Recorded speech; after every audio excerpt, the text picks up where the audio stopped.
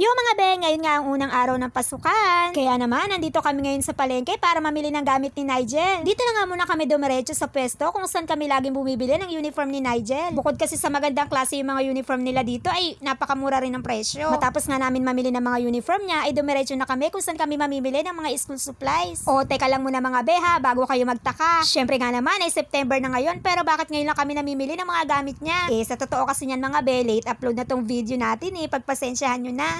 Medyo nabisi kasi tayo sa ibang bagay lately. Tapos, alam niyo naman ang lola nyo, marami talagang racket sa buhay kahit na ganito lang tayo. Saka, ang totoo talaga niyan mga be, nagbabawas na rin ako ng memory ng cellphone ko. Kaya ito, asahan nyo na ang mga sunod-sunod pa nating mga video. Okay, at mabalik na nga tayo. Andito na nga kaming tatlo sa NSN mga be. Dito talaga kami laging namimili kasi mga be, mura talaga yung mga school supplies dito. Bukod sa mura, lahat ng school supplies na hinahanap natin ay nandito na lahat mga be. Hay, hanggang ngayon, hindi pa rin mag-sink in sa akin na grade 7 na yung anak ko. Sariwa pa rin kasi yung alaala nung first time kaming mamili ng mga gamit niya Oo mga be, tama kayo. Mula noon hanggang ngayon talagang kasama ako tuwing mamimili ng gamit ni Nigel. Hindi talaga ako nagpapaiwan mga be. Alam niyo ba yung pakiramdam na parang ako pa talaga yung mas excited mamili kaysa sa Nigel ko?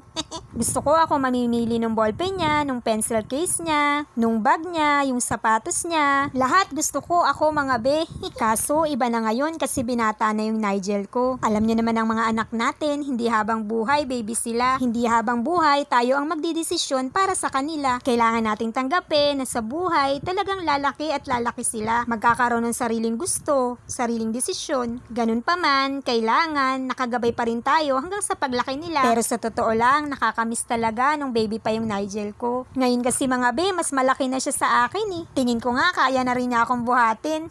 Pero sobrang saya ko dahil kahit papano napapalaki namin ng maayos si Nigel ko. Okay, mabalik na nga tayo. Ano ba yan? Ang dami kong kwento. At dahil nga maaga kaming umalis ng bahay mga be at wala pa kaming almusal tatlo, eto nga't pinag-uusapan na namin kung saan ba kami kakain. At dahil nga ang hirap magdesisyon, sinabi ko sa kanila mag-samgyup na lang kami dahil may murang samgyupan dito. Minsan-minsan lang naman kami mag-date tatlo mga be, kaya hayaan nyo na kami. At dito nga kami napadpad sa Boss Madam mga be sa Muson, San Jose del Monte. Natakam kasi ko nung napanood ko yung video ni Bingo and Tatay dito. Kaya ayun, sabi ko isang araw pupunta rin kami dito para kumain mga be. Kung naghahanap kayo ng makakainan na samgyupsal mga be, tapos affordable siya. Tapos kung malapit kayo sa Muson, San Jose del Monte, try nyong pumunta dito mga be. Malapit lang siya ng konti sa McDo. Actually, dapat talaga sa McDo kami kakain Ay naku na, ang dami mong kanin. Ano ba? Yung karne yung kainin mo para masulit natin. Nakakalungkot lang ipagpunta namin dito mga be kasi wala yung favorite kong potato balls. Hindi nyo kasi alam, favorite na favorite ko ang patatas, lalong-lalo na ang french fries. Naalala ko nga nun, may nakainan din kami samgyupsal, tapos yung french fries, anli mga be, anli. Pero ewan ko ba, hindi naman ako nakadami ng french fries ng mga oras na yun. Lettuce at karne pa rin talaga yung pinagtitira ko nun mga be.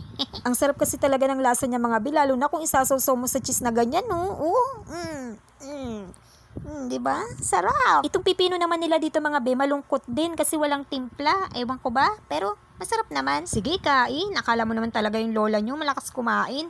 Gul nga mga be, kapag dito ako sa Anli kumakain kasi mahina lang naman talaga ako kumain. Ay eto, yung kimchi nila dito sa Boss Madam, perfect. Ang sarap. Ayaw ko kasi ng lasa ng kimchi sa mga samgyupan, pero yung kimchi dito, nagustuhan ko. Oo mga be, seryoso, hindi siya masyadong maanghang tapos yung lasa hindi rin ganun katapang. Sa iba kasi, ayoko nung lasa. Medyo matapang tapos maanghang. Basta hindi ko ma-explain Sige, kaon. Madalang naman kasi mga ganitong pagkakataon at hindi ko alam kung kailan pa ito mauulit-ulit mga be. Pero mga be, favorite ko na rin talaga yung samgyup mula nung natikman ko to Kaya kapag may mga ganitong affordable na samgyupan, ayun, ginagrab na namin. Ginagrab ang potek, kala mo talaga At eto na nga, napatayo na sa upuan si Nigel ko mga be at eto na nga siya na ang nag-iiyaw for today's video. Tapos si Dari ayan, pagod na raw siya magluto, kaya ayan, kain-kain na lang. Eto lang hindi ko masyadong bet sa samgyupan mga be kasi puro taba yung mga karne nila. Madalang yung may makikita kang touch ng laman. Ganun. Secret pagkakain sa samgyup. Gaganito mo lettuce sa bunganga mo.